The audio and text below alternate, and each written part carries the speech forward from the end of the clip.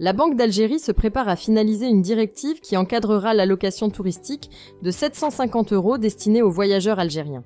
Ce dispositif, qui devrait être mis en place d'ici mars, a pour objectif de garantir une distribution plus fluide et efficace de cette allocation via les établissements bancaires agréés.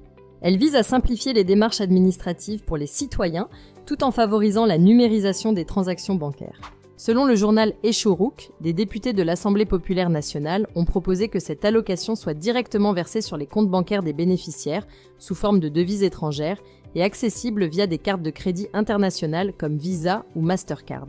Cette approche permettrait non seulement de réduire les longues attentes aux guichets des banques, mais aussi d'éviter l'encombrement dans les aéroports, les ports et aux postes frontières. Elle renforcerait également la modernisation du secteur bancaire et des transactions électroniques.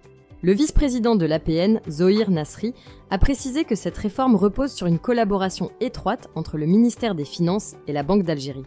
Il a rappelé que l'augmentation des allocations de voyage faisait partie des engagements du président Abdelmadjid Tebboune, qui avait annoncé en décembre dernier une réévaluation des allocations de voyage et de pèlerinage. Ce changement vise à améliorer les conditions de déplacement des citoyens et à simplifier l'accès aux devises. Actuellement, la Banque d'Algérie est dirigée par un gouverneur intérimaire, et la publication de la directive officielle reste en attente.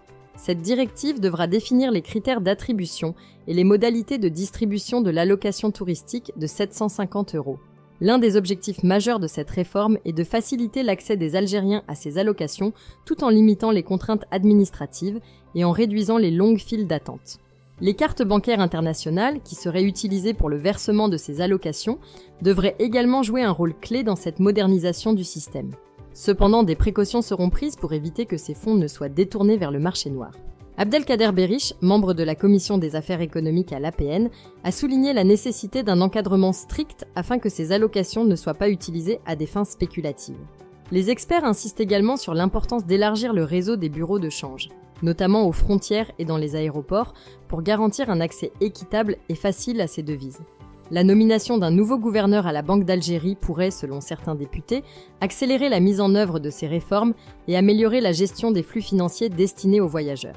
Si la vidéo d'aujourd'hui vous a plu, n'oubliez pas de vous abonner pour ne pas manquer nos prochaines vidéos.